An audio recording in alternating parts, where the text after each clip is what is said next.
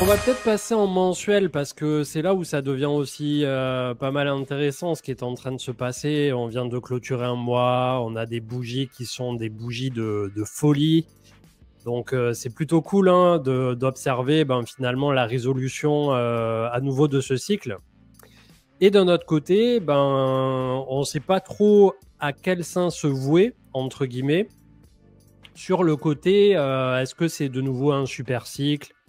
Est-ce que c'est de nouveau? Est-ce que c'est le super cycle? C'est plutôt ça la question, puisque de nouveau, c'est un peu un sujet qui est revenu sur le crypto Twitter. Donc, on va parler de tout ça ensemble pendant une petite heure. Et voilà, on aura demain le live comme d'habitude du lundi, bien entendu. Là, ce soir, c'est un petit live improvisé. J'en ai profité de récupérer, entre guillemets, le créneau de Owen Asher puisque il n'est pas là ce soir. Il a dit qu'il était malade sur Twitter. Donc on lui souhaite bien entendu le plus prompt rétablissement. Et on va regarder un peu donc où nous en sommes, d'où nous venons, là où on en est aussi pour les altcoins. Je pense que c'est un peu ce qui vous intéresse à tous à court terme. Et voilà, donc on va voir ce que ça donnera. Pour l'instant, bon endroit, bon timing, j'ai envie de dire. Là aussi, quand on observe un peu ce qui s'est passé précédemment, il y a pas mal de personnes qui pensent qu'on pourrait tirer jusqu'à l'automne 2025. Ça me paraît un peu long au vu justement de l'avancée du cycle. C'est un cycle, rappelons-le, qui nous a fait franchir, en tout cas sur Bitcoin, l'ATH avant le halving. Et c'est quelque chose qui ne s'était pas passé avant, précédemment en tout cas. Donc, on a quand même eu, sur ce cycle en particulier, quelques nouveautés, notamment quand on regarde en hebdomadaire, on est passé sous la moyenne mobile 200. Ça n'était jamais arrivé avant. Alors, on avait eu, oui, le moment du crack Covid ici, mais c'était tellement particulier que voilà, on ne pouvait pas spécialement s'appuyer dessus. Et donc là, on s'attendait tous à bloquer plus ou moins voilà, à 20, 22 000 dollars. Et malheureusement, ça a continué encore et encore et on a fini donc la course, comme vous le savez, sur des points bas et d'ailleurs avec une jolie divergence au final. Je crois qu'on n'en a pas souvent parlé sur la chaîne. On a fait 2 points bas entre juin 2022 ici à 18 000 et les 15 et des brouettes, tandis qu'au niveau du RSI, on avait le RSI qui était en train de monter ici. Donc c'était voilà, peut-être un signal avant-coureur, en tout cas ça l'a été par la suite, qu'on allait peut-être avoir un bottom incessamment sous peu. Et donc, bonne nouvelle, j'ai envie de vous dire, pour ceux qui ont cru sous les 20 000. Alors, pour ma part, j'ai été voilà, un peu crispé quand on était sous ces fameux 20 000 parce que je ne faisais pas fondamentalement partie de ceux qui visaient un retour à 10 ou 11, un peu comme beaucoup de gens l'appelaient. Par contre, j'avais pris le truc un peu à l'envers et on en avait discuté à la fois sur YouTube et sur les live Twitch en vous disant d'un point de vue du DCA, quand bien même vous estimez que peut-être on ira à 13, à 12, à 11, à 10, ça veut peut-être le coup aujourd'hui, autour de 15 000, de commencer à faire du DCA, tout simplement. Et c'est à partir du moment où je vous ai dit ça que de mon côté, j'ai entamé le fameux DCA public qui a duré à peu près 1 an de temps. Donc, j'étais peut-être pas autour de 15 000, mais j'ai dû commencer à 18-20. Et toutes les semaines, on a mis publiquement, je vous le partagerai d'ailleurs là dans les prochains jours, puisque avec un Ether à 3007, on a de nouveau une performance qui a progressé. Et on mettait 50 dollars par semaine, donc ça équivaut désormais plus ou moins à 50 euros, avec la parité au niveau de ce dollar qui est trop fort et un euro qui est un peu trop faible à mon goût en ce moment. Mais bon, donc 50 euros par semaine du côté de Bitcoin et de Ether. Et on a vu que ça faisait à peu près en 300%, si je ne dis pas de bêtises, la dernière fois que j'ai partagé. Donc, juste en mettant comme ça sur les 2 premières crypto-monnaies du marché. Et ça fonctionnait encore mieux sur ce cycle, mais on ne pouvait pas le savoir à l'avance. En tout cas, jusqu'ici, si on n'avait fait que Bitcoin, bien entendu. Mais c'est quelque chose qui, finalement, a été prouvé publiquement parlant que oui, de faire un DCA lors d'un bear market, et quand bien même on était crispé quand on était autour de 15-20 000, ça peut faire sens pour la suite si on estime bien entendu que l'actif viendra à se retourner par la suite, chose qu'il a faite, mais à chaque fois, bien entendu, j'insiste là-dessus. Et c'est pour ça aussi que souvent, je vous ai dit, Attention, on est à 75 000, on vise les 100 000. Attention, l'alt-season, attention par-ci, attention par-là. Alors, c'est vrai que c'est peut-être un peu moins kikoulol, entre guillemets, qu'en 2021, quand tous les 3 matins, on avait un nouveau projet qui pétait et qu'on ne savait plus du tout où donner de la tête. Peut-être que cette phase d'euphorie complètement dingue, parfois un peu dégénérée d'ailleurs, reviendra au premier trimestre 2025. Mais voilà, la plupart du temps, il faut savoir rester les pieds connectés sur Terre. Et aujourd'hui, bien entendu, que comment dire, je ne gère plus du tout mon portefeuille un peu tout et n'importe comment comme je l'avais fait en 2020-2021, puisque pour rappel, j'étais moi-même en constante formation, entre guillemets, entre 2019 et 2021. Je suis arrivé en ayant créé CM en 2019. D'ailleurs, ça fera dans 3 mois, 4 mois, ça fera 6 ans que CM existe. C'est complètement fou. Et je vous remercie encore tous d'être là au quotidien, que vous soyez sur Twitch en live ce soir ou sur YouTube quand il y aura les replays. Bien que l'émission de ce soir, elle risque au final de ne pas se retrouver sur YouTube. Je la laisserai en replay du côté de Twitch, bien entendu. Mais voilà, c'est vrai que les 2-3 premières années, finalement, quand j'ai lancé CM, c'était surtout pour documenter l'aventure. Et donc, de 2019 à 2021, forcément, premier bull run. En plus, premier bull run en étant un média / créateur de contenu / influenceur. Donc, c'est clair que c'était complètement frénétique. J'ai fait 2 années et demie de 365 jours par an.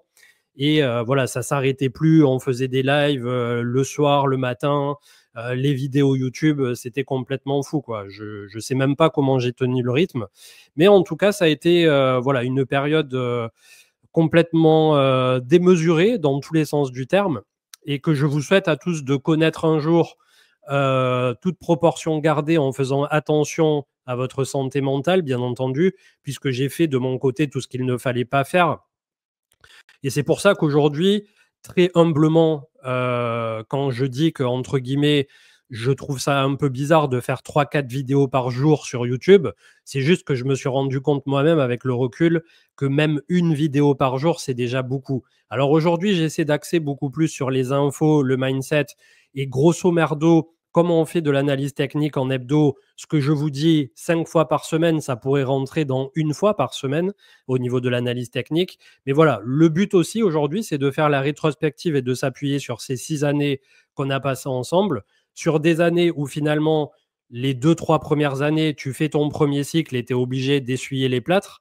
Et les années suivantes, on essaie bien entendu d'en tirer les leçons, les conclusions, et de ne pas reproduire les mêmes erreurs, tout en bénéficiant bien entendu de 2 cycles désormais, puisque en fait, j'étais là à compter de 2017, mais l'année de 2017, comme j'étais en CDI encore, je l'ai laissé complètement glisser et j'étais pas là. J'étais foncièrement pas là, tout court. Fin 2017, je commence à miner. Je m'intéresse au graphique. Je suis à moitié au boulot, à moitié sur les graphiques au boulot. Donc, ça plaisait pas. Et en 2018, par la suite, j'ai fini par me barrer de mon job et ça a abouti par la suite à CM. Mais voilà, en gros, j'ai commencé en étant dans le beurre et en mettant des sous courant 2018 et en perdant la moitié de ce que j'avais mis, et notamment en décembre 2018. Donc, j'ai pas attaqué par la face la plus simple de cet Everest, d'autant plus qu'en ayant quitté mon job, finalement, je me retrouvais un peu une main devant, une main derrière, et j'étais en train de perdre le peu d'économie que j'avais sur le marché crypto. Et c'est le fait d'avoir un peu touché le fond à ce moment-là qui m'a permis aussi de rebondir par la suite au niveau de CM. Et je trouve que c'est à la fois quelque part un peu inspirant en termes de trajectoire, et d'un autre côté, voilà, c'est aussi un peu la revanche qu'on prend à des moments clés où finalement on fait des choix sans en être complètement sûr quand on prend ce genre de décision, qui peuvent avoir un impact familial, personnel, psychologique. Et je pense que pour quiconque a déjà changé de boulot ou de région, de déménagement ou de pays, vous savez de quoi je parle quand aussi au début, quand tu quittes une situation qui était très stable, tu te retrouves tes meilleurs potes du boulot, entre guillemets, du jour au lendemain, ils te calculent plus la gueule et ainsi de suite. Tu te retrouves vraiment en mode solo, ta bite et ton couteau. Donc ça a été une période un peu chaude le dernier trimestre 2018, puisque voilà, perte d'argent sur le marché crypto, perte d'emploi, c'était pas la folie et ça m'a permis de rebondir comme une balle début 2019. Et le fait que le public ait répondu présent, c'était vraiment génial. Et on a connu une ascension sur la chaîne YouTube à laquelle je ne m'attendais certainement pas. Ceci étant dit, ça a bien mis 1 à 2 ans, du coup, à faire 0 à 20 000 abonnés du côté de YouTube. Donc, en gros, vraiment, ça a charbonné les 2 années de bear market, ou une année et demie. Et à partir de 2020, quand ça a repris après le Covid, etc., et c'était une période qui était complètement folle, hein, le moment du Covid, tout le monde était enfermé à la maison, et ça a permis d'avoir énormément de gens qui, d'un seul coup, se sont intéressés à la fois à YouTube, aux vidéos et à l'investissement, et via des nouvelles applications, des néo-brokers, sont arrivés comme ça en investissant en 3 clics sur leur téléphone. Et c'était une période qui, à mon avis, ne se représentera pas de sitôt, en tout cas telle qu'elle l'était faite au moment justement du Covid.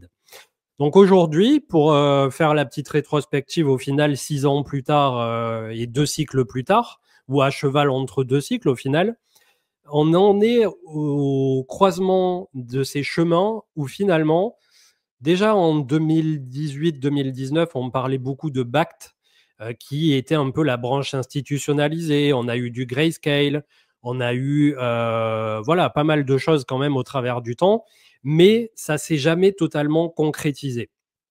Aujourd'hui, on arrive 2024 aux portes de 2025 dans un mois, avec une approbation pleine et entière des ETF aux États-Unis, avec BlackRock qui est en train d'aspirer comme vraiment un Dyson les bitcoins qui sont disponibles, en tout cas au travers de leurs ETF pour leurs clients, puisque ce n'est pas BlackRock eux-mêmes qui sont en train d'acheter, bien que si ça se trouve, BlackRock, de même que Goldman Sachs, JP Morgan, etc., peuvent très bien en fonds propres acheter aussi du bitcoin, bien entendu.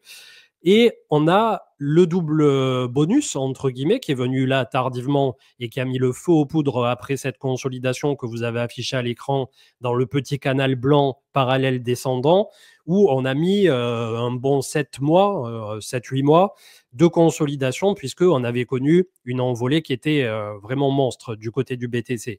Et là, aujourd'hui, qu'est-ce qui nous est tombé dessus au moment de ce breakout qui, depuis 3 semaines, un mois, nous emmène vers les 100 000 $? L'élection du nouveau président des États-Unis avec Donald Trump, qui pourrait s'entourer, et c'est déjà le cas finalement, d'un entourage qui est beaucoup plus pro-crypto. On a Gary Gensler qui a démissionné pour pas se faire virer et qui a vraiment sauté du jour au lendemain quasiment. C'était un peu écrit à partir du moment où Donald Trump était élu. Et ce qui finalement aujourd'hui va faire toute la différence sur ce cycle, ça va être 2 informations importantes qui finalement sont aussi un peu liées aux promesses de campagne de Donald Trump, et en tout cas pour les États-Unis, parce qu'après on peut se dire que oui, la Chine, le quantitative easing, etc., ça peut faire bouger les lignes. Je crois avoir vu passer récemment aussi que Vladimir Poutine pour la Russie reconnaissait les cryptos et le Bitcoin. Enfin, il y avait eu une petite news aussi positive du côté de la Russie. Donc, on va se concentrer pas mal sur les États-Unis. Pourquoi? Puisqu'aujourd'hui, ça représente énormément de volume, énormément d'acheteurs potentiels. Les ETF sont en grande majorité là-bas et c'est ceux qui font le plus de volume, une fois de plus. Donc, tous les regards, bien entendu, sont tournés vers les États-Unis. Et donc, qu'est-ce qui peut faire la différence entre aujourd'hui un Bitcoin à 100 000 et peut-être demain un Bitcoin à 120, 150, 200, 250 comme certains l'espèrent à un horizon automne 2025? Ça va être oui ou non l'approbation, la promesse de campagne de Donald Trump de faire une réserve stratégique en Bitcoin pour les États-Unis. C'est-à-dire, dans un premier temps, à minima, de conserver les BTC qu'ils ont saisis lors des différentes affaires criminelles, et d'un autre côté, par la suite, plus tard, soit de tous les conserver ou peut-être d'en rajouter à cette manne qui existe déjà. Donc ça, c'est un premier sujet. Le deuxième sujet qui, à mon avis, est tout à fait imbriqué dans celui de l'approbation de la réserve stratégique par le président des États-Unis, ça serait Microsoft qui va se faire pitcher dans les prochains jours, prochaines semaines par Michael Saylor de MicroStrategy pour eux-mêmes avoir une petite partie de leur trésor en BTC. Donc vraiment, on a deux gros catalyseurs ultra instit étatiques sur le haut du haut de la pile qu'on n'aurait même pas pu s'imaginer ou espérer 2 ans en arrière quand on était au moment de la déroute de FTX. J'avais très peur pour ma part que on rentre dans un bear market qui mettrait des années à se corriger, à s'effacer, à reprendre un petit peu de confiance, à ce que la régulation nous enfonce pas complètement la tête sous l'eau. Et globalement, il nous dit 3 décembre dans le chat, c'est encore mieux, tu vois, si c'est dans 48 heures. Et à partir de là, il y a deux chemins, comme je disais la dernière fois, qui sont vraiment très différents. C'est soit on a la désapprobation, entre guillemets, ou la promesse de campagne qui n'est pas tenue par Donald Trump et Microsoft qui botte en touche ou ce genre de choses. Et on peut avoir très bien un top de marché autour des 100 et quelques mille. Alors, ça peut être 120, mais voilà, dans ces eaux-là. Ou bien, on en a un sur deux, peut-être Donald qui dit à minima, bon, ok, on ne vendra pas les bitcoins saisis, sans pour autant dire on fait une réserve stratégique. Ça serait un peu un entre-deux nébuleux. Là, peut-être que voilà, ça continue d'alimenter un peu le FOMO de marché institutionnel et on part en direction des 150. La double news la plus bullish, vous l'avez bien compris, bien entendu, ça serait que et Donald Trump approuve officiellement une réserve stratégique et que Microsoft ou un des GAFAM ou par la suite tous les GAFAM commencent à dire allez, c'est bon, la porte est ouverte, on la défonce comme quand les forces spéciales rentrent dans une maison, tous en colonne, le GIGN est là et voilà, on envoie le truc dans la stratosphère. Donc il y a quand même voilà, vous voyez des chemins qui sont un peu différents et des chemins qui peuvent nous conduire soit à un top qui se ferait pas très loin, je suppose, de là où nous nous trouvons par rapport à un top où on ira beaucoup plus haut potentiellement. Et c'est là où finalement je me méfie un peu voilà, des promesses de campagne et aussi du marché américain qui nous a fait une poussée de quasi 30% sur cette année 2024 pour le SP500. C'est pas tous les 4 matins que ça arrive et c'est pas toutes les années que ça arrivera. Mais voilà, pour l'instant, on profite. C'est vrai qu'on a eu une belle phase aussi de liquidité au niveau mondial qui est peut-être un peu sur le déclin à court terme et il faudra étudier dans les détails pourquoi. Et c'est quelque chose qui est aussi aujourd'hui un peu le nerf de la guerre pour la crypto puisqu'on l'a vu depuis que le Bitcoin existe. À chaque fois, c'est quand on a eu des gros cycles de liquidité mondiale positifs qui a permis aux actifs à risque, puisqu'on parle du Bitcoin souvent, mais les actions dans le monde de la finance sont considérées aussi comme un asset à risque. Alors moins que les cryptos, hein, bien entendu, mais en banque privée, je crois que quand ils suggèrent à leurs clients les actions, ils ont un panel qui va juste de 0 à 8 ou 10.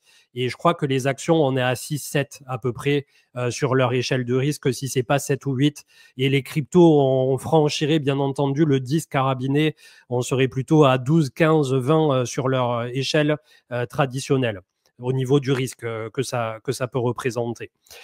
Stengarl, bonsoir, salut. Salut CM, salut tout le monde.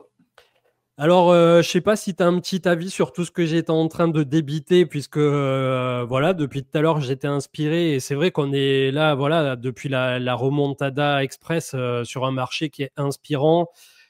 Tout comme on peut se demander si on n'est pas en train de trop, comment dire, à nouveau perdre un peu de vue nos objectifs qui étaient justement les fameux 100 000. Et aujourd'hui, une fois qu'on est à 100 000, évidemment, on est tous en train de viser 150, 200, 250 et de parler de super cycle.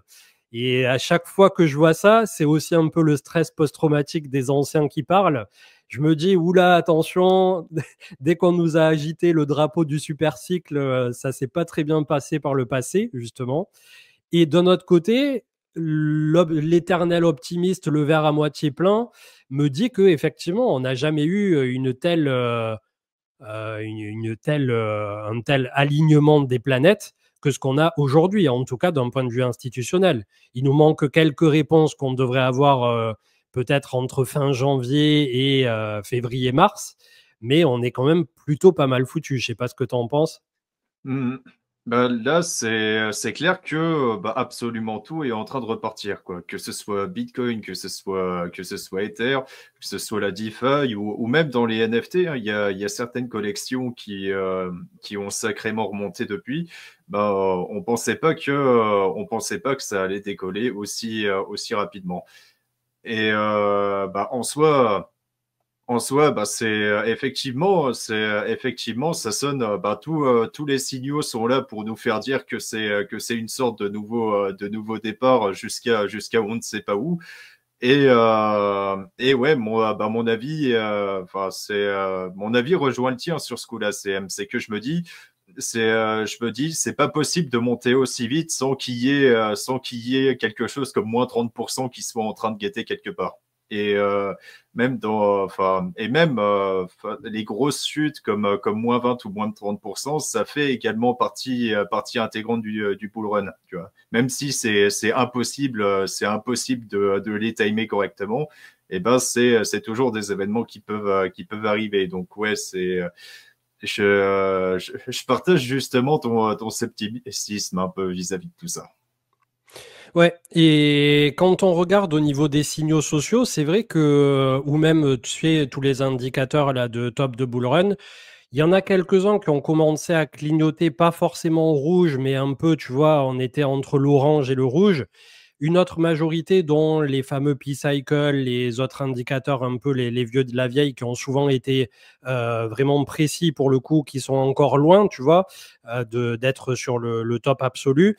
Donc c'est vrai qu'on est un peu dans cet entre-deux de nous dire, ben 100 000, quand on vient d'un point bas à 15, c'est déjà extraordinaire. Et peut-être que ceux qui visent encore plus loin et qui pensent qu'aujourd'hui, on n'a pas eu l'extrême euphorie, ont peut-être aussi raison. Et cette extrême euphorie, elle pourrait arriver effectivement sur une bonne et vraie alt season avec un Bitcoin qui lâcherait au niveau de la dominance entre 10, 15, 20%, puisqu'aujourd'hui elle se trouve à 57. Et vous voyez qu'on est passé quoi de 61,5 à 57. Donc à peine une baisse quoi de 4-5% et on a énormément déjà d'argent qui revient sur les alts. Donc bien entendu que à chaque fois que cette dominance perdra 5% supplémentaires, au fur et à mesure, on aura de plus en plus de capitaux qui potentiellement sont en train d'arriver sur les altcoins. Aujourd'hui, c'est encore un peu trop tôt pour le dire. Ça marque malgré tout une pause ici qui est intéressante puisqu'on est en train de revenir sur la zone de polarité des 55-56 et peut-être que ça va faire office de support avant de repartir au niveau du Bitcoin avec une dominance qui repumperait en même temps que ce dernier pour aller peut-être en direction des fameux 150 000 que beaucoup de monde attend. Et là aussi, c'est assez difficile en termes de timing, tu vois, de se dire est-ce que Bitcoin aurait la force là sur le premier trimestre d'aller chercher les 150 000 et que derrière, on embraye sur une alt season. Et c'est là où je me dis, si vraiment ceux qui pensent qu'on aura un cycle un peu similaire au cycle précédent avec plutôt une phase automnale autour de 2025, ça voudrait dire forcément qu'au cours de l'été, on va enquiller des retracements, comme tu l'as dit, de moins 20, moins 30 et des phases qui seront hautement désagréables, tu vois. Et c'est là où je me dis, perso, si au premier trimestre 2025, on a eu un Bitcoin à 100 000 et plus, on a eu une alt season, etc., je pense que le sell in May and go away cette année, en 2025, ça ne sera pas du luxe, tu vois, pour potentiellement pas aller se faire mal à courir tout l'été après un espoir hypothétique pour l'automne 2025. En tout cas, c'est comme ça que j'essaie de voir les choses là aujourd'hui en fonction de là où on en est. Mm. Céline May et Go Away, bah, c'est exactement ça. Ça fait déjà un moment que pour ceux qui sont habitués et qui ont déjà un bug depuis un certain moment, bah là, il y a des profils latents qui sont déjà assez importants. Donc, effectivement, ce serait pas du luxe de prendre ces profits sans trop attendre. Ouais, en tout cas, on a vu aussi du côté des altcoins et ça colle plutôt pas mal à ce qu'on visait la dernière fois. En tout cas, enfin, par rapport aux 5% que ça a baissé, là, la BTCD, c'est plutôt encourageant. Il est vrai, du côté des alts, on a eu à peu près en moyenne, notamment sur ce qu'ils appellent les Dinocoins, les XRP, les ADA et tous les vieux de la vieille, à peu près en x3 par rapport au point bas estival. Donc c'est déjà encourageant, hein, puisque si à chaque fois que la Bitcoin dominante perd 5%, les alts poussent en x3, bien entendu qu'à la fin, ça fera des targets qui sont assez mirobolantes. Mais d'un autre côté, voilà, on a un BTC qui est toujours très fort, qui est autour de 97 000. Et je ne peux m'empêcher, bien entendu, comme tu l'as souligné tout à l'heure, de me dire que en cas de correction un peu plus profonde au niveau du Bitcoin, ne serait-ce qu'un retour, voilà, ici, autour de 80 000 dollars ou la zone de sortie des 75 000, si on le mesure, ça peut vous paraître complètement fou aujourd'hui, mais ça fait à peine 16 à 20, 24% de correction. Donc, au cycle précédent, on s'est pris jusqu'à moins 30, peut-être même un peu plus, moins 35. Donc, globalement, ben, c'est des choses qui arrivent. Et au cycle encore d'avant, de 2017-2018, c'était jusqu'à des moins 40, même lors du bull run. Donc ça aussi, normalement, on ne devrait plus le vivre, d'avoir au cours d'un cycle haussier des moins 40. Petit à petit, ça se tasse en fonction, là aussi, à la fois de la volatilité et de la capitalisation. Donc au plus Bitcoin capitalise aujourd'hui, au plus ça joue quelque part en notre faveur. Et c'est là où des gars comme Bob Lucas aussi, qui sont quand même des spéculateurs qui ont des dizaines d'années de bourse dans les pattes, pensent que ça peut être justement le moment ou jamais pour le BTC de nous faire son fameux super cycle, d'aller chercher du 150-200K à peu près, ce qui ferait 3000 milliards pour le Bitcoin à lui tout seul. Donc on peut estimer aller à un 6000 et des brouettes pour tout le crypto total, peut-être 7, 7 dans ces eaux-là, 7000 milliards. Et ce qui ferait à peu près un fois 2, tu vois, c'est assez raisonnable, hein, par rapport au cycle précédent. Et à partir de là, on aurait un peu un cycle de plateau qui finalement viendrait casser le fameux cycle de 4 ans et où on aurait beaucoup, beaucoup moins de volatilité et positive et négative. En tout cas, c'est des choses qu'on a pu observer sur les actifs dits traditionnels, quand bien même ils étaient très soutenus par le marché par le passé. Est-ce qu'on peut faire rentrer le Bitcoin aujourd'hui dans une des cases des actifs traditionnels? Probablement pas, mais voilà, c'est un truc quand même intéressant à garder dans un coin de sa tête. Donc le BTC, je pense qu'on a à peu près vu ce qu'on voulait voir. Pour ma part, même si je prends la box qu'on s'était tracé depuis très longtemps ici avec les deux Fibos, on est finalement à 100 000 à peu près à moitié chemin. D'un autre côté, personnellement, de même que je sais, vous êtes beaucoup dans la communauté de CM et peut-être même pas chez CM, vous avez aussi commencé à prendre des petits profits autour de 100 000 et encore heureux, j'ai envie de vous dire. Après, bon, comme d'habitude, chacun fait comme il voudra et il y en a qui se projettent pour 5 ou 10 ans. Donc, je comprends aussi ceux qui ne veulent pas prendre aucun profit en cours de route. Mais voilà, aujourd'hui, mis à part si on se projette sur un super cycle, effectivement, chose qui jusqu'ici ne s'est jamais passée, entre guillemets, d'avoir un Bitcoin comme ça qui pimperait de 2025, 2026 avec des accidents, etc., mais qui suivrait finalement un peu ce que nous fait le marché américain, le SP500, c'est-à-dire un bull run vraiment extraordinaire qui dépasserait les bornes même de ce fameux cycle de 4 ans. Mais jusqu'à preuve du contraire, comme ça n'est jamais arrivé, voilà, je me projette plutôt sur un cycle qui trouverait sa terminaison entre 100 et grand maximum 150 000. Et je suppose qu'à ce compte-là, en bear market, on reverra le Bitcoin plus bas que ce que j'aurais commencé à le vendre autour justement de la zone des 100 000. Ça n'engage que moi. C'est les plans que je me fais et peut-être que je sortirai trop tôt, que je me planterai complètement et que dans un an, on aura le Bitcoin à 250 000. Et Inch'Allah, j'espère qu'on le verra à ce prix-là. Si c'est pas sur ce cycle, ça sera peut-être le cycle suivant. Mais voilà, j'essaie d'être le plus rationnel possible en fonction des informations que nous avons aujourd'hui. Et ça me paraît être un plan qui est plutôt judicieux, entre guillemets. Et puis, ce qu'on pourrait rajouter à cela aussi, c'est que dès le moment où on a fait un x2, rien que le fait de prendre la moitié de ses profits, c'est déjà un énorme obstacle en moins d'un point de vue psychologique, parce que déjà, on n'a plus le stress de vouloir à tout prix performer.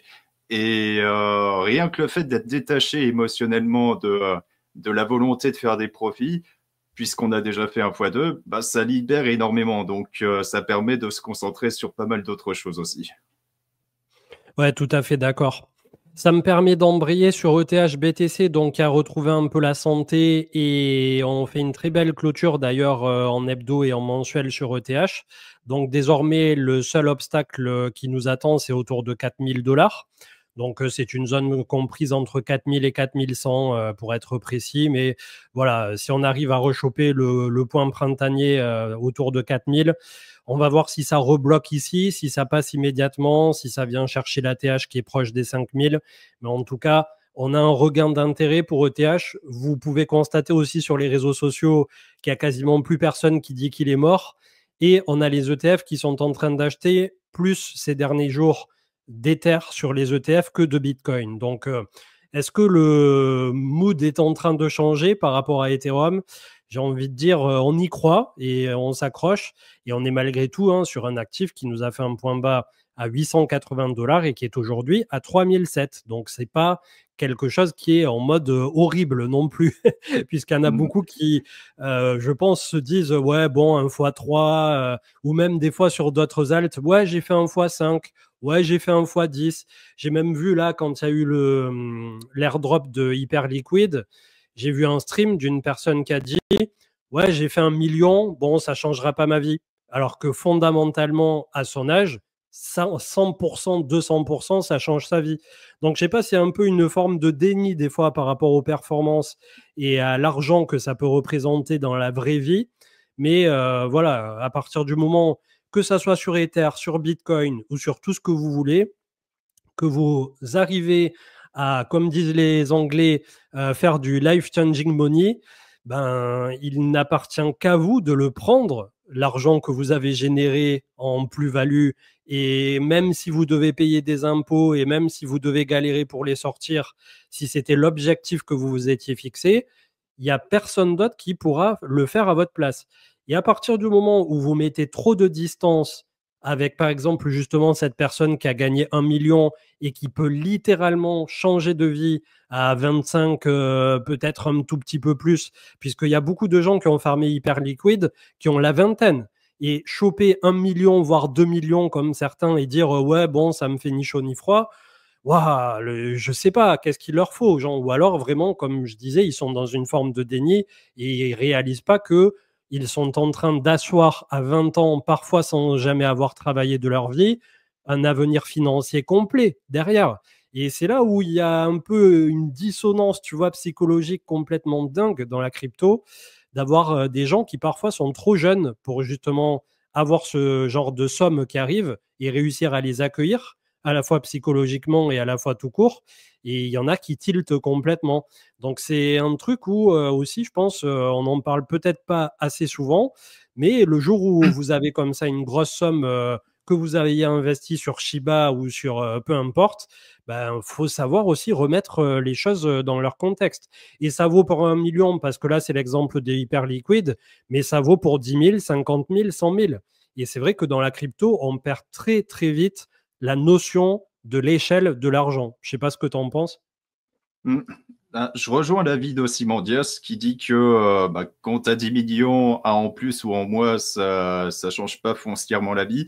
Et je suis assez d'accord là-dessus parce que c'est assez relatif. Le fait est que le gros danger, c'est que en tant que particulier, on est poussé à se comparer à la performance de ces gens-là. Et j'en avais déjà parlé dans le Discord de Cryptomatrix, mais c'est extrêmement dangereux de regarder des screens de gens qui font des performances absolument monstrueuses parce que ça donne envie de se comparer à ces gens-là, mais dans la réalité, on a notre propre gestion de risque et faut pas oublier que rien que le fait de gagner de l'argent sur les marchés financiers et surtout dans les cryptos, bah, c'est faire mieux que la majorité de la population. Donc, euh, donc voilà, tout ça en même temps, bah, ça donne envie d'aller chercher encore plus loin, alors que justement, c'est ce qui nous pousse à tilter, puis finalement vendre la maison pour espérer avoir le jackpot, et puis bah, malheureusement rejoindre la majorité qui se fait, bah, qui se fait dépouiller tout simplement. Ouais, puis là où c'est dramatique, enfin, où la plupart des gens le vivent encore moins bien par la suite, c'est quand tu as eu l'argent en crypto, allez, on va dire, de quoi s'acheter une maison entre 200 et 400, 500 000 dollars ou 500 000 euros. On va parler en euros puisqu'on s'adresse à un auditoire aussi qui est français, francophone et que beaucoup qui sont sur la zone européenne. Bien que voilà, vous soyez aux quatre coins du monde, vous nous le faites souvent remonter pour nous écouter. Mais on va dire entre 200 et 500 000 euros, il y en a beaucoup quand même qui sont déjà parvenus. Mais le plus dur, c'est pas finalement d'arriver à avoir un coup de chance où on vient à un moment donné pour X ou Y raison à investir sur un truc, à mettre 10 000 euros ou parfois moins. Mais globalement, il y a des moments dans la vie d'un investisseur, que ça se passe au début de votre vie d'investisseur, au milieu ou au bout de 10 ans, où vous allez avoir une opportunité de dingue qui se présente et potentiellement, vous allez la voir venir, vous allez être dans le bon mood à ce moment-là, vous avez l'argent disponible, etc. Et vous allez la prendre. Vous mettez vos 10 000 balles, vous vous retrouvez avec les 200 000 dont vous aviez besoin pour la maison ou pour je ne sais quoi. Et à partir du moment où tu commences à te dire, OK, j'ai les 200 000, mais c'est complètement virtuel, j'ai pas pu gagner autant aussi vite. Qu'est-ce qu'on peut se dire encore un peu le truc aussi, le biais de l'imposteur. Ouais, non, j'ai mis 10 000, c'est impossible que j'ai gagné 200 000, cet argent n'est pas à moi, ou ce genre de choses. Et en gros, il y a des gens, et je mets de côté volontairement les impôts, puisqu'il y a des gens aussi qui vont rester pétrifiés à l'idée de sortir 200 000 et de devoir payer un quelconque impôt dessus. Ce qui peut aussi s'entendre, hein, mais à ce moment-là, il faut changer de pays, etc. C'est quand même un peu plus complexe. Et surtout, ce qui me fait un peu rire du côté du crypto Twitter FR, c'est qu'il y en a beaucoup qui sont prompts à donner des conseils depuis l'étranger et à critiquer énormément la France, tout en finalement justement ayant pas souvent des conseils vraiment bien avisés par rapport à tout ça. Et il y a la dynamique aussi où on occulte complètement la famille, les amis, tout ce qui nous rattache à un pays et à des racines. Et on a l'impression que l'intégralité du crypto Twitter FR, à la vingtaine, a pas besoin de ses parents, a pas besoin de ses amis, a pas besoin de sa copine ou de son copain, et qu'il n'y a rien qui compte d'autre au monde que de gagner de l'argent et de se barrer. La vraie vie, ça n'est pas ça, bien entendu, Ouais, c'est et totalement heureusement. d'accord. Et donc, voilà, aujourd'hui, il y a plein de gens qui choisissent soit de rester en France, soit de faire des trucs un peu autour, Luxembourg, Suisse, Portugal, Espagne, Belgique. Il y a l'embarras du choix au final, pour ne pas être Andorre aussi, dans le sud, pour ne pas être trop éloigné de la famille. Et de notre côté, donc pour recentrer, puisque je suis déjà en train de me perdre par rapport au sujet initial, c'est vrai que une fois que tu as réussi à avoir ta somme, il y a beaucoup de gens qui vont rentrer dans une certaine forme de déni, qui pensent que c'est juste pas possible, que c'est de l'argent virtuel, que c'est pas convertissable en euros et qu'on va pas pouvoir fondamentalement en profiter, et qui vont se laisser glisser au cours du bear market et revenir parfois soit pas tout à fait à leur mise de départ, puisque c'est quand même difficile de faire 10 000, 200 000 et sur des actifs en tout cas pas trop risqués, reperdre l'intégralité, voire passer en négatif par rapport à ce que tu avais investi. Ça peut arriver, je suppose que c'est arrivé à plein de monde. Mais voilà, c'est quelque chose qui, à mon avis, psychologiquement, est immensément plus dur de devoir renoncer un peu au mini ticket de loto que tu avais dans la main, comme si tu le laissais passer à la machine à laver, plutôt que de te dire, OK, je prends mes hum-hum en main et je me prends tout court en main pour soit sortir l'argent, soit déménager si ça ne me convient pas de payer des impôts et réaliser l'objectif de vie que je m'étais fixé. Et ça, c'est un truc super important aussi. Ça fait partie intégrante du côté psychologique. Mais aujourd'hui, je vois trop de gens qui sont dans un rêve éveillé, à la fois dans l'investissement et à la fois dans ce qu'ils se projettent de faire par la suite au niveau de leur vie. Et c'est pas sur les réseaux sociaux que vous allez trouver des gens qui sont justement ancrés dans la réalité, hein, loin de là. Donc aujourd'hui, voilà, c'est peut-être le discours et le rappel un peu paternaliste, comme on me le dit souvent, mais c'est un truc aussi qui me tient à cœur de discuter avec vous finalement, parce que j'ai l'impression parfois qu'il y a, ouais, comme je disais, qu'une frange de la vingtaine là sur le crypto Twitter qui a ni famille, ni amis, ni parents, et pour qui rien ne compte finalement. Bah, C'est un peu bizarre. Bah, ce que tu viens de décrire, c'est valable au-delà de la crypto parce qu'on voit assez souvent ça chez les gagnants du loto aussi. En fait, c'est des sommes qui sont tellement énormes que psychologiquement, bah, les gagnants du loto sont pas vraiment préparés à accueillir des sommes pareilles, ce qui fait qu'ils sont complètement déstabilisés. Donc, soit ils plaquent leur vie pour faire complètement autre chose, mais dans ce cas-là, ils finissent mal, ou alors ils reviennent à leur somme de départ. Donc, c'est aussi un truc à bosser où on doit apprendre mentalement à gérer des plus grosses sommes. Et je voulais revenir un instant sur justement les Français qui voulaient s'expatrier. Alors, chacun a le choix de quitter la France ou pas, hein. Ça peut être la France tout comme ça peut être un autre pays. C'est votre vie et il n'y a aucun souci là-dessus. Mais ce qui me dérange le plus dans cette démarche-là, c'est que il y a pas vraiment de projet de vie associé à ça.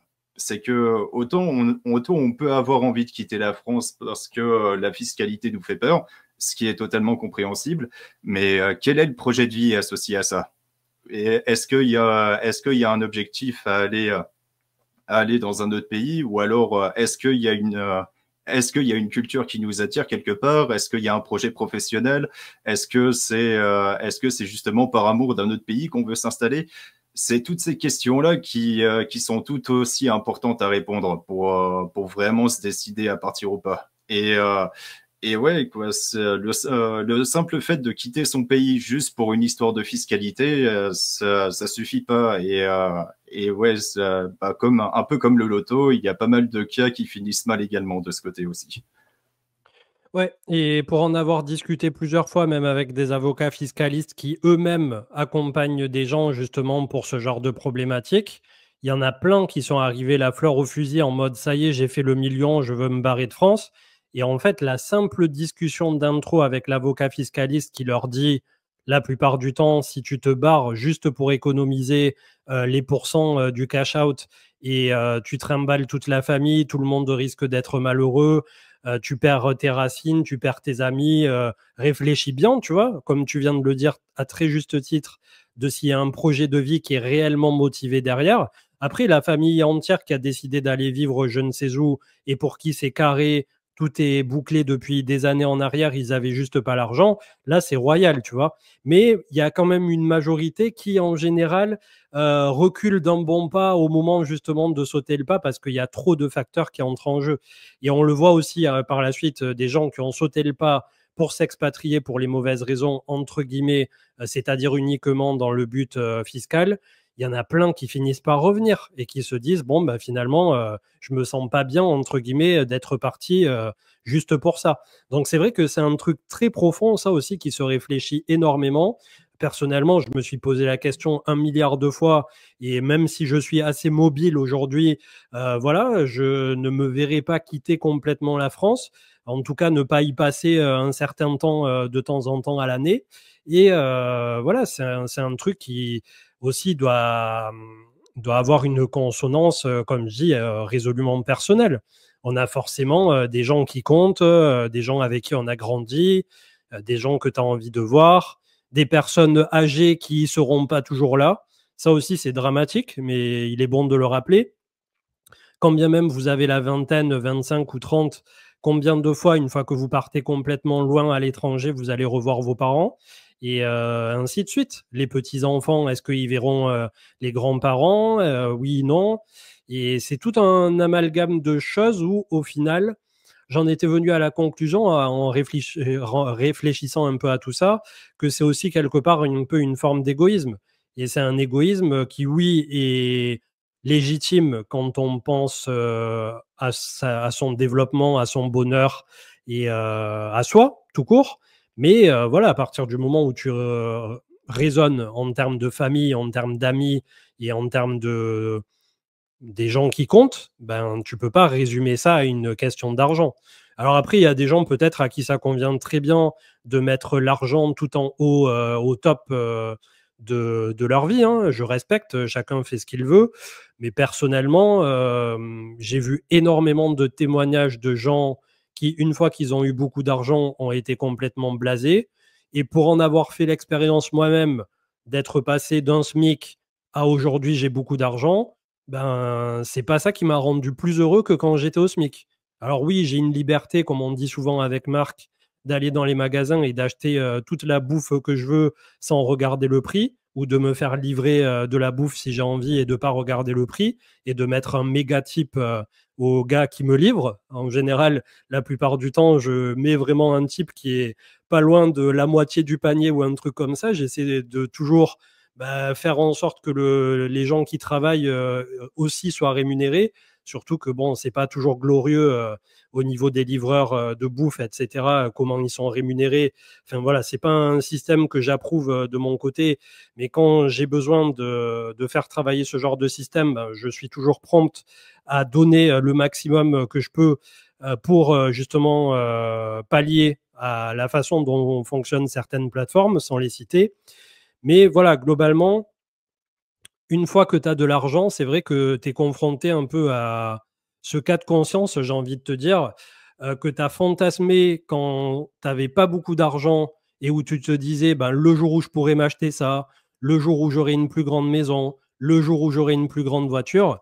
Et une fois que tu l'as réalisé, ben, malheureusement, tu te rends compte que c'est pas ça qui va combler, entre guillemets, un vide.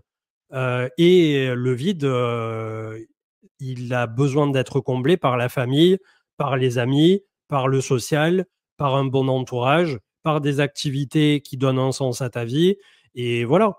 Bon, j'ai pas envie de rentrer dans non plus un laïus philosophique, mais l'argent, clairement, quand on n'a pas, c'est un problème. Quand on a beaucoup, ça peut parfois aussi être un problème. Mais avoir de l'argent, ça règle pas les soucis sous-jacents que potentiellement tu avais soit psychologique, soit dans ta vie, quoi. Loin de là. Voire même pour certains, ça peut les exacerber. Bah, l'argent, c'est uniquement une dimension de sa vie, hein. Faut aussi prendre en compte le temps qu'on a à disposition, l'entourage qu'on a. Bon, après, pour certains, l'entourage, c'est une contrainte plus supportable que d'autres. L'énergie aussi qu'on a, parce que tout ce qui est santé physique, santé mentale, etc., c'est important aussi. Il y a toutes ces dimensions-là à prendre en compte dans sa vie. Et ouais, quoi, il faut aussi établir un équilibre vis-à-vis de tout ça. Et bah, après, ça fait déjà un moment qu'on a parlé qu'on a parlé à un sujet en dehors des cryptos, donc Ouais, non, mais c'est je vrai que sais pas si... c'est un sujet qui est vraiment profond. Comme disait Copernic, qui gagne 100 000, enfin, il est à 100K, je suppose, par an. Et il est loin d'être heureux, limite déprimant. Et il y avait Baïs Sacha qui disait la santé, on a oublié la santé. Combien de gens, et moi, franchement, au cours de ma vie, la dernière fois, j'ai fait un post Twitter et au final, je me suis dit, ça sert à rien de mettre ça sur Twitter parce que c'est plus personnel qu'autre chose. Et ça n'a rien à faire au final sur mon compte de CM. Mais c'est vrai que j'ai été plutôt pas mal épargné sur la première partie de ma vie, tu vois, niveau décès, etc., dans les proches. Et là, depuis quelques années, les personnes qui vieillissent, les personnes plus jeunes, 30, 40, 50 ans, qui se chopent des cancers foudroyants, franchement, c'est pas ouf. Donc, la santé, clairement, ça devrait être le top prio number one, et le fait que les proches se portent bien. Et après, le fric, bien entendu, ça vient loin derrière. C'est pour ça que, bon, après, bon, ça reste, voilà, hein, chacun fait ce qu'il veut. Et s'il y en a qui pensent que c'est l'argent qui prédomine, bah, tant mieux, hein, chacun son fonctionnement. Mais voilà. Je pense qu'on a fait le tour par rapport à tout ça. Puis globalement, après, c'est des sujets presque qui sont un peu tristes, tu vois, et déprimants. Et vu la tronche du marché en ce moment, j'ai pas forcément envie de parler de sujets justement qui sont un peu négatifs et auxquels on est tous confrontés, malheureusement, tôt ou tard. Que dire de plus? Je suis resté sur l'écran de Ether depuis 10 000 ans. Bon, les 4000 hein, pour Ether. Ça peut Euh, arriver.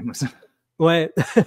Le marché américain, pas les actions. Je voulais juste montrer le SP 500 qui nous a fait une année de dingue. Bon, on l'a pas encore fini cette année, mais voilà. Il y en a qui pensent là aussi que on est un peu sur un, même s'il y aura des entrecoupures, hein, comme ça l'a toujours fait, on le voit ici au niveau du chart. Mais il y en a qui pensent que 2025-2026, ça va continuer de turbo-turbiner sur le SP 500, ce qui accréditerait la thèse potentielle que ça pourrait continuer pour aussi les cryptos.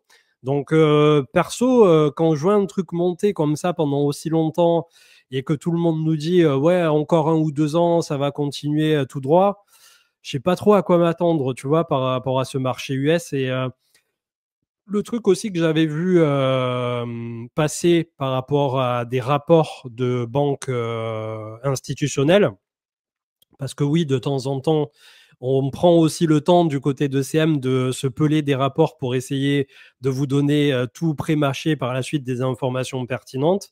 Et en gros, il disait que le fait que Donald Trump mette à exécution son plan, là, en tout cas, on ne sait pas encore s'il va le faire, mais normalement, il a l'air de vouloir le faire, des taxes à l'importation. Ça peut avoir un effet néfaste à la fois sur l'Europe et le reste du monde, mais ça peut aussi avoir un effet boomerang sur les États-Unis eux-mêmes. Donc, je ne sais pas trop à quoi m'attendre face à tout ça, avec tout le monde qui a un mood ultra bullish là pour le SP 500, et le tout avec un empilement de bougies qui là aussi nous laisse rêveur. Hein. Si un jour on peut faire la même chose en 2025 sur le Bitcoin, on signe de suite. Pour le coup, le SP 500, pour être honnête, j'ai absolument aucune idée de quoi penser de tout ça. Parce que les taxes à la douane, ça peut impacter négativement les autres continents, mais ça peut aussi, comme tu viens de le dire, ça peut aussi être négatif pour les US. Mais entre-temps, t'as aussi la course effrénée vers l'IA, t'as toutes les actions qui enchaînent les plus hauts historiques. Et entre-temps, tu as aussi des actions qui commencent à faire parler d'elles aussi. Donc, il y a, il y a tellement de paramètres différents à prendre en compte que objectivement, je ne sais pas du tout quoi penser de tout ça. Ouais, bah on va voir. Je pense qu'on aura un peu plus de visibilité à compter de l'intronisation de Trump. Hein. Si, admettons, le SP 500 se mettait à décrocher pendant quelques semaines, ça voudrait dire qu'il y a un schisme quelque part et qu'ils sont pas contents. Puisque c'est aussi comme ça que le marché sait se faire entendre. Parfois, il retire un peu les capitaux, il laisse retomber le soufflet. Et peut-être aussi, ça peut finir d'ailleurs la marche inverse quand les marchés font ça, et c'est un peu ce que fait le CAC 40 depuis pas mal de temps. Bah, tu finis aussi par avoir les politiques, quand en tout cas il y a des décisions politiques importantes vis-à-vis des marchés, par plier le bras au travers des marchés, des politiques. Puisqu'aujourd'hui, l'argent, malgré tout, régule énormément de choses au travers du monde. Donc, c'est un peu l'État dans l'État. Et quand on voit ce que BlackRock pèse aujourd'hui, tu vois, je suppose que c'est eux aussi à qui l'on doit l'approbation des ETF face à une SEC qui était très pessimiste, avec Gary Gensler qui, à la fin, s'est fait tordre un peu le cou en mode bon, t'es le dernier à voter, t'as intérêt à approuver. J'aurais été curieux de voir la goutte de transpi, tu vois, le soir où ça a été voté. Je crois qu'ils étaient que moins d'une dizaine à voter les ETF. Et c'est Gary qui a départagé le oui à la fin. Donc au final, on lui en veut, mais il a quand même voté oui. Là, c'est effectivement, là, après ce genre de réunion, il a dû prendre facilement 3 litres de flotte, Gary Gensler, après ça. Mais hmm, là, ça fait partie de ces gens où effectivement, t'es obligé de faire équipe avec eux dans une certaine mesure. Et Ouais. par contre, là, on voit le graphique du CAC 40 et c'est pas tout à fait la même musique. Ouais, c'est pas fameux, hein. Toutes les personnes qui ont des PEA ou quoi en France, ça subit un peu, hein. Quand on voit le graphique du SP 500 et le CAC 40 à côté, pouah, c'est un peu l'année à blanc, là, malheureusement. Et après, en plus, je sais pas ce que ça peut donner pour la zone Europe, justement, face à cette année 2025 qui arrive. Mais bon, on va surveiller tout ça. On me demande dans le chat depuis tout à l'heure en boucle XRP. Donc, on en a parlé, hein, dans les dernières émissions. On a le break ici de la zone de 2021. Donc, nouveau point haut par rapport à 2021. C'est positif. On a pris en 3 semaines de 50 centimes à 2,12 $. Donc, on est désormais sur un x4 bien tassé. Et on a un ATH pour XRP à 3,28 $. Donc, on va se mettre le trait ici, 3,30 $. Et ça permettra de voir si ça rentre en price discovery, ce truc sur ce cycle. En tout cas, c'est fou ce qui se passe en ce moment, hein, sur ce qu'ils appellent les dino coins, c'est-à-dire ceux qui ont vécu à minima 1 voire 2 cycles. Je pense que les dinos, ça serait plutôt 2 cycles d'ailleurs, 2017. Ouais, c'est vrai. Et on a à peu près tout qui remonte, comme tu le disais tout à l'heure, hein. J'aurais pas pensé, tu vois. C'est Mm. assez surprenant que d'un Bah, seul coup, on ait tous les vieux de la vieille qui remontent. Bah, franchement, Ripple, c'est vraiment des barres de rire, quoi. C'est absolument tout l'attrait spéculatif de Ripple, c'était de spéculer sur la décision de justice vis-à-vis de la SEC.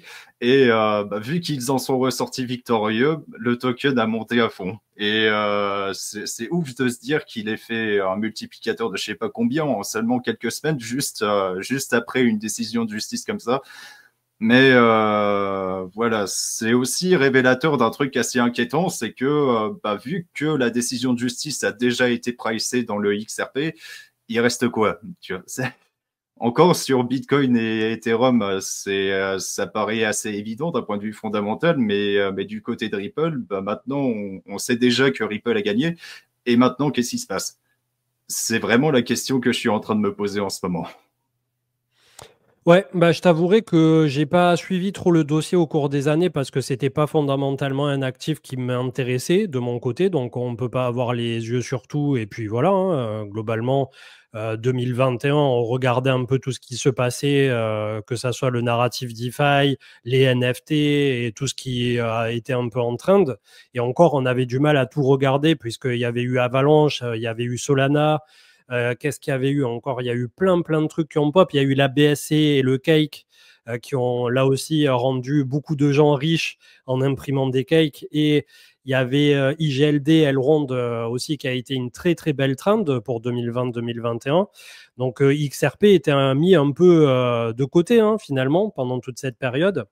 Et là, bon, on a le retour d'optimisme sur cet actif, mais pas que, puisqu'il y en a plein d'autres, hein. Même LTC, j'ai vu dans le chat, effectivement, on a un LTC qui bataille avec la moyenne mobile 200 ici, mais si on franchit toute cette petite zone de polarité pour LTC, ça peut effectivement aller pousser un peu plus fort et un peu plus haut. Mais bon, je crois que j'en ai un tout petit fond justement de 2017, non pas 2017, de 2018 de LTC que je n'ai toujours pas vendu ni au cycle précédent ni au cycle suivant. Mais aujourd'hui, j'en attends strictement rien, quoi. Et d'un autre côté, c'est vrai que c'est des actifs sur lesquels on peut se dire qu'ils sont pas super chers encore pour LTC, ça peut être un peu ambigu, mais comme on l'avait dit plusieurs fois, tu sais, la stratégie d'acheter des tokens sous 1 $ ou 1 centime ou ce genre de conneries, il y a des gens du coup qui pensent que dès que le truc fera X, ben ça leur donnera beaucoup d'argent, un peu le même mood qu'on peut voir du côté des mêmes coins. La LTC aujourd'hui, il est à 110 $. Bon, on peut se Alors, dire, on vient chercher 200, 250, 300. Ça fait, oui, une performance qui est dans la moyenne de ce qu'on a vu aussi sur les autres alts. Mais d'un point de vue fondamental, mis à part le fait qu'il partage avec Bitcoin le même consensus et qu'il était qualifié de petit BTC, je ne suis pas sûr fondamentalement qu'il y a énormément de monde aujourd'hui qui utilise au quotidien la blockchain de Litecoin, quoi. Mis à part justement peut-être pour se faire passer des flux. Alors, j'ai une petite théorie sur la montée de Litecoin récemment. C'est qu'il y a quelques semaines, il y a eu le compte Twitter de Litecoin qui a fait un tweet en disant qu'à partir de maintenant, il s'identifiait comme un meme coin. Et vu qu'on était en pleine période de l'euphorie vis-à-vis des meme coins, eh bien, Litecoin a été malgré lui associé à tout ça et a pu bénéficier de la montée. Après, à quel degré cette influence s'est reflétée dans le prix, j'en ai aucune idée, mais ça peut expliquer pas mal de choses. Ouais, il y avait X Pékin qui posait une très bonne question. Pourquoi tu gardes un actif sur lequel tu attends rien? Ben, parce que tout simplement, j'ai pas vendu depuis 2 cycles. Ça a fini dans les méandres, dans les abysses des wallets. Et du coup, aujourd'hui, je t'avouerai que j'ai même pas la ligne en watchlist. Je regarde même pas sur mon wallet où ça en est LTC.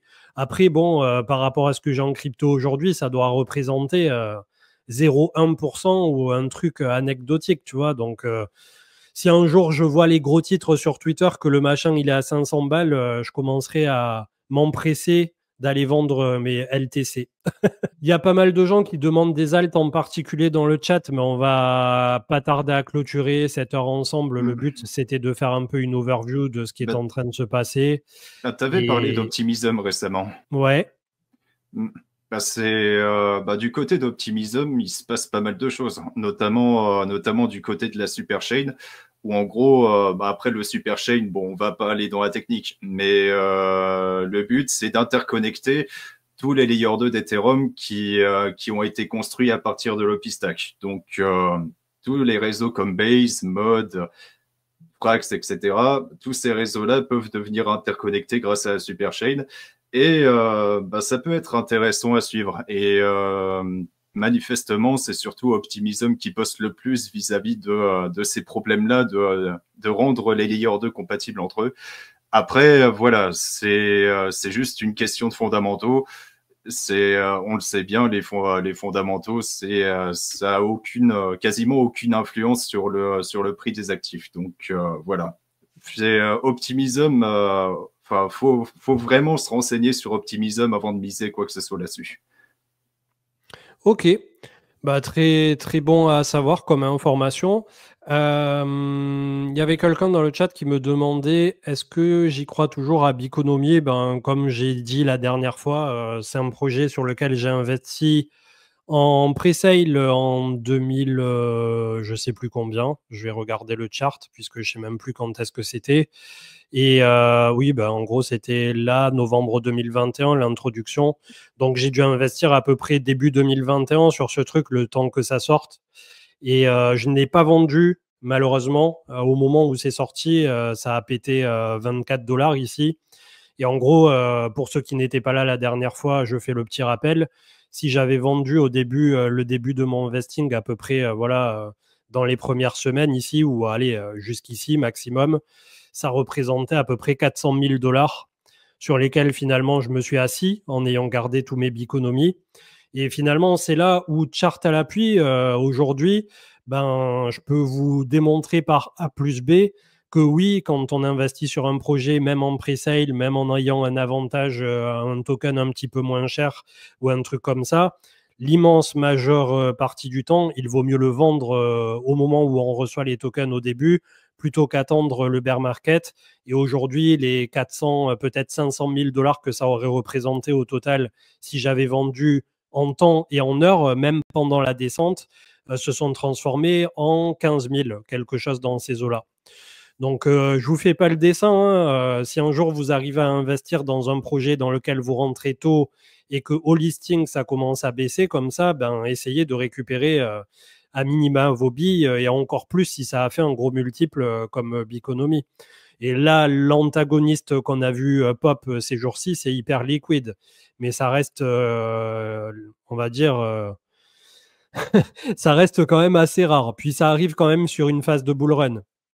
Après, le point positif, oui, c'est qu'il n'y avait pas de VITSI aussi sur Hyper Liquid. Donc, forcément, ça aide. Live demain soir, bien sûr. Je ne sais pas encore qui il y aura. Par contre, à minima Manu, je suppose, et Marc peut-être. On vous confirmera ça sur Twitter demain. Donc, voilà. Qu'est-ce qu'il y avait encore à dire? Parce qu'après, sinon, on va passer les alts. Il y a des gens qui disaient Atom Cosmos, etc. Tous les alts là de ma liste ont été passés il y a quelques émissions en arrière. On a pris 1 heure et demie ou je sais pas combien. Je vous ai passé l'intégralité de cette liste là que vous avez sous les yeux en vous donnant à chaque fois oui, non, oui, non. Et finalement, je me rends compte que même comme ça, à 1 ou 2 semaines d'écart, bah, j'étais peut-être un peu trop pessimiste sur les anciens coins, justement. Après, bon, c'est pas non plus des remontadas, on n'a pas fait des fois 10, hein, bien entendu. Mais aujourd'hui, comme pour ma part, je reste assez concentré sur des dossiers solides, j'ai pas envie de m'éparpiller complètement. Voilà. Après, c'est vrai qu'il y a des trucs aussi, comme par exemple le ton de Telegram, qui là, d'un point de vue technique, est loin d'être dégueulasse. J'en ai toujours pas rentré, je sais pas ce que j'attends.